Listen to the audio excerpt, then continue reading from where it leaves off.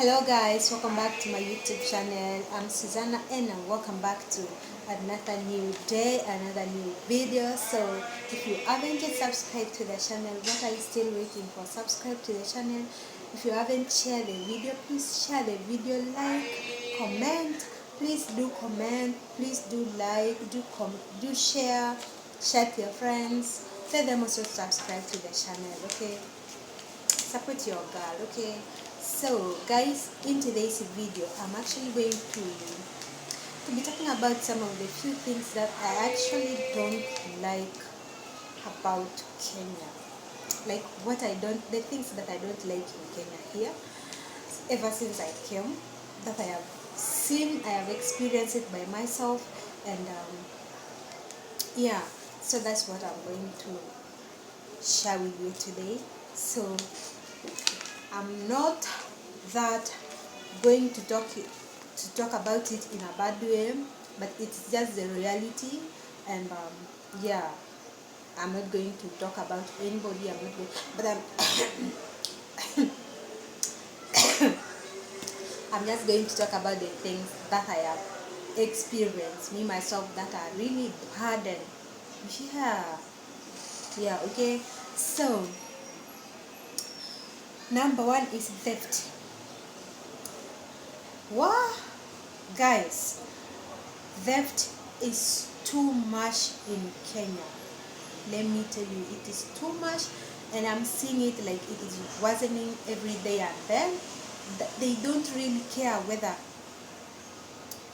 they have seen somebody being killed or being beaten by mob justice, being banned. Like, those thieves don't give up. They don't give up. Let me tell you guys, they don't give up. Like, every day, it is like in their dream when they wake up, okay? Let me tell you guys, my first phone was stolen, was just snatched when I was moving at the roadside. You see, just I finished talking to somebody, and then the call ended, and then I just decided, let me hold my phone and just walk at the roadside, okay? From nowhere, the phone was snatched, and my hand was actually given a hot slap that I have never seen, okay? Someone targeting me from far and then comes with that high speed and just, pwah, the phone is gone. I tried, I made noise. Some people who were close to me also helped me to run after the guy. The guy disappeared. Up to now. And let me tell you the thing about that phone. That phone, I just bought it. It had not even finished 1 month. I just bought it from Jumia. A new phone, Sonic Xperia, and it was original. Guys, you will not understand. You will not understand the way I felt that day. After all that struggle, I struggled. I stayed with like a small phone. After my phone got spoiled, the screen got broken. Then I was like, why don't I just buy another phone instead of taking this one to the fundi, because it was already, I was charged 8,000 Kenyan shillings to replace the two screens, since it was a Samsung phone. So I was like, instead of wasting that money again to replace the screens, let me just add more money on top and then buy a new phone. Oh, guys, the phone was stolen. I felt bad. I was just left confused, like nowhere to start. Oh my god, guys, theft is too much in Kenya. That is the worst thing I hate in Kenya. Like, I hate it. Like, it's getting just full. I'm getting full of it. Like, ever since when I was in Uganda, let me tell you, all my life in Uganda, since Uganda is my country, I'm not supporting it in any way. Thieves are there. Thieves are there every country. In every country we have thieves. But let me tell you, ever since I grew up in Uganda, none of my phones has been stolen at the roadside. None. Like, I can walk at the road anyhow, and nobody can steal your phone. At the they brought like nobody can steal you. For let me tell you, in Kampala, nobody. Like for me, I have overstayed in Entebbe. That's where I grew up. That's where everything was happening. But not, my phone has never been stolen. Or any of my handbag has never been grabbed at the roadside. None. I experienced that when I came here to Kenya, whereby even your bag, your handbag, you don't have to hold, to just carry it anyhow. Okay, you don't carry it anyhow here in Nairobi, otherwise that bag will be gone in just seconds. Like these thieves just sit around and target careless people. Like those people who hold that things carelessly, they just target them and they come once, shoot, they've gone with it. I really don't like thieves here in Nairobi. I don't like them. Like let me tell you, they get beaten here, even they don't they don't learn. Okay, at night, if you're not there in your house is broken. Anything you leave outside at night, in the morning you will not find it. Oh my goodness, what is happening here? Like, it is so boring sometimes, to wake up in the morning, you don't find things there. Like when you're leaving or traveling, you have to make sure you've left security for your house. Oh my god, so stressing. Let me tell you, since Museveni started um, to introduce that rule of banning people, like if you're the thief and they find you, actually they're not going to rescue you and take you to police. No, you allowed that rule of banning people. They, with a car tire, and they pour for you petrol. They ban you life, whether your people are there or they are not there. Whether they cry or they don't cry, they ban you because they need to teach others a lesson so that nobody next time can steal again. But since that, it reduced, theft reduced in Uganda, but it is still there. Whereby at night, if you keep your things carelessly, they can steal it and you will not find it. Or if you walk in those panya roads at night or in the evening there, you'll get stolen. But at the day broad light stealing your things, no. I'm not supporting it in any way, but that is happening here in Nairobi, whereby even at the day broad light, even in cars, you sit in a car, in a bus going to town or going to anywhere, at the window side, and then maybe somebody has called you, you're on the phone communicating, and the window is open. My friend, that phone will not stay with you in minutes. It is just it's gone. I'm telling you, it is gone, which is so annoying. Another thing is tribalism. Another thing here is tribalism. Tribalism here, guys, in Kenya is too much. I have seen it. It is happening in reality. Let me give you an example. In terms of looking for jobs, here in Kenya, there is that main tribe whereby if they go look for jobs anywhere, they want means to get a job. It is obvious they can get a job and they can be called and they can be given a job without any interviews. You see, I'm talking out of experience because me myself, last time when I was looking for the job, when you enter in someone's office, what they look at first is your face. They listen to your accent and your names and where you're from. You see, and after that they will tell you, we will call you. They will keep the files, then they tell you, we will call you. But in actual sense, they will not call you if you're not that many tribe. That is big in Kenya and that is favored in everything. You just speak that language, you get the job here in Kenya, which is really so weird, guys. And I was thinking at first that when you're looking for the job, it doesn't matter the tribe, it doesn't matter where you're from, But as long as you're qualified for the job, you have the qualifications needed for the job, then you'll get a job. But when I came here in Kenya, I realized that it's not that way, and sometimes they charge money. Um, they charge money.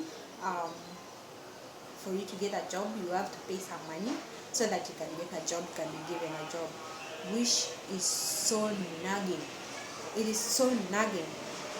Okay, I mean, that's why you find now so many people at the streets. Um, they put their businesses, those small businesses. Some of the people are just outside there loitering. They're the ones now stealing, and others are now out there faking things, selling fake things. Just stealing people in different ways. Okay, which is so bad. Of which, let me tell you guys, tribalism was there also in Uganda, but since people complained about it and a lot of things, it was actually abolished. So now if you go anywhere and look for the job, you can get a job, or sometimes you cannot get a job. Of course, it is not always obvious that when you apply for that job in someone's office or someone's restaurant, hotel, company, things like that, that it's a must that you can get a job. No, a job is always get and lose. Okay, you can either get or you can not get. So, but here in Kenya, I experienced that tribalism is still existing. Okay, it is still existing. Let me tell you guys, if they tell now of all the tribes here in Kenya to go, one of them to go in one office and look for the job, there is just only 2 tribes that can get a job there. I'm telling you the reality. And third one is that many tribe. It is always obvious that main tribe does not miss. Okay, so tribalism, I don't think whether it is supposed to exist, since both of us are humans and both of us are educated, and it actually doesn't matter whether you've gone to the university, the college, the institute, as long as you have the qualifications for the job. Why do that? So annoying. And then the other thing is separation between the rich and the poor. The big space here in Kenya is for the rich. It's for the rich, whereby there are different. Oh my goodness, it is so annoying that even we humans are really looking at each other like dogs, like rubbish. That's what I've seen here in Kenya. I observed it ever since I came, whereby the poor can never be together with the rich, can never stay in one place with the rich, can never marry the rich. I'm telling you, here in Kenya, the rich marry the rich, the poor marry the poor. Prove me wrong, just do it. Do your own research. I have seen it. I have ever stayed in Kawaskari, whereby the poor, you cannot find them staying together with the rich. All those gates in there are for the rich, and the only poor person you find inside the rich family is a housemaid. That's the only poor person you can find in there.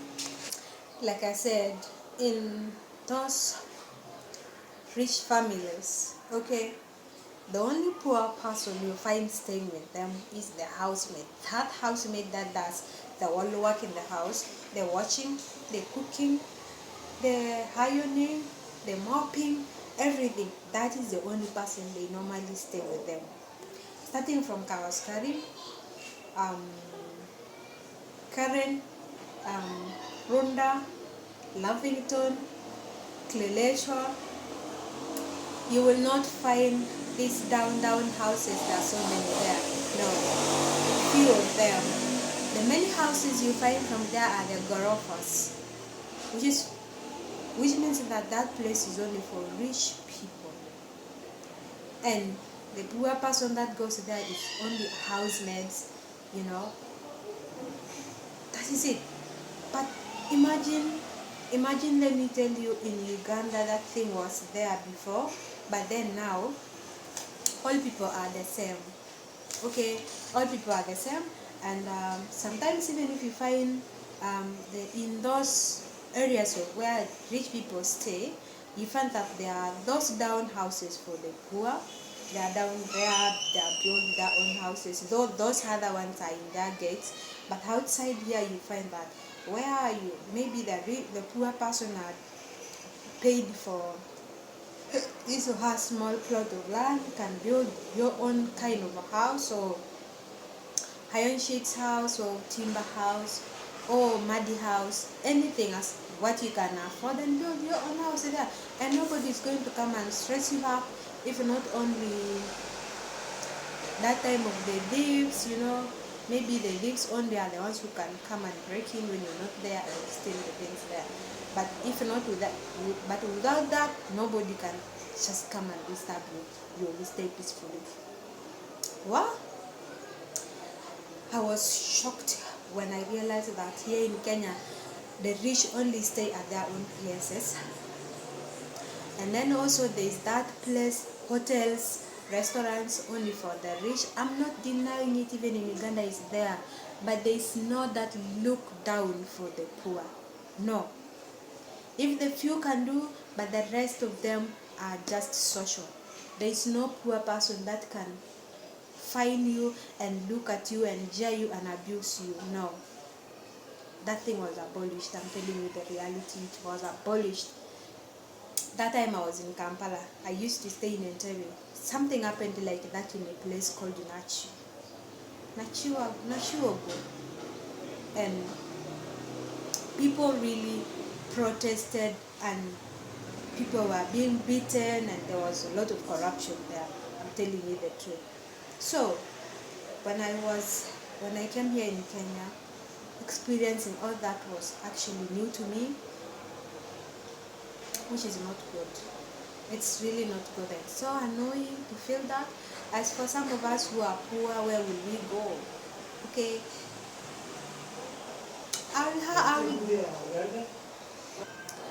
So, I actually have a story of what happened to me when I went to visit my friend in Lavington. So, that was in 2020. Yeah, by that time I was staying in Cleration, and then I had a friend there at Lavington side, so she was staying there. She was from a well-off family, they have everything. But this is the friend that I met with online, and she's a lady. So I'll actually have to tell you the story about that, what happened. But yeah, just stay tuned. I'll tell you the story. So last one is the economy. Ho, ho, ho, ho, hey. Guys, let me tell you, the economy here in Kenya, like everything here is expensive. Like when the prices arise, like everything just goes up like that, like boom. Like now, it has started like we sleep, when we wake up in the morning, the prices are different. Okay, everything changes, starting from something that was sold at 5 bob, now it is 20 bob. Oh my goodness. Even food, mostly food, posho, posho flour, and rice, cooking oil, etc. It is now at its own level, like it is high, unbelievable. There in Uganda, if if the prices increase, they will only tell you the specific things that the prices can go high. Like they can't just change the prices randomly like that. They can't increase the prices randomly like that. No, they can announce that prices for such and such items are now increased.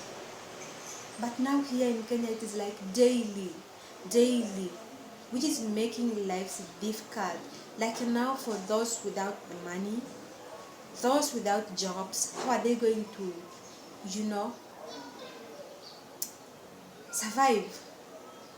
It is so annoying, guys, and that thing is happening here daily. Um,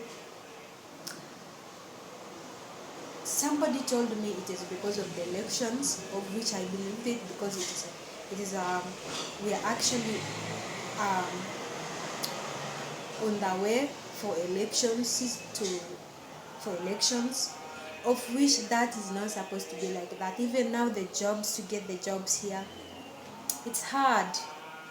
Why? Because of the elections. Oh my God, I've never seen this ever since I grew up. I remember even in Uganda, when it's time for elections, the prices cannot change. The jobs can still be there. You can still look for the job and get the job, okay? Unless they're not there, unless it is not your luck to get the job. But now here in Kenya, time for elections, the jobs are not there. The prices for the foods are just increased to the extent you feel like, if I can put the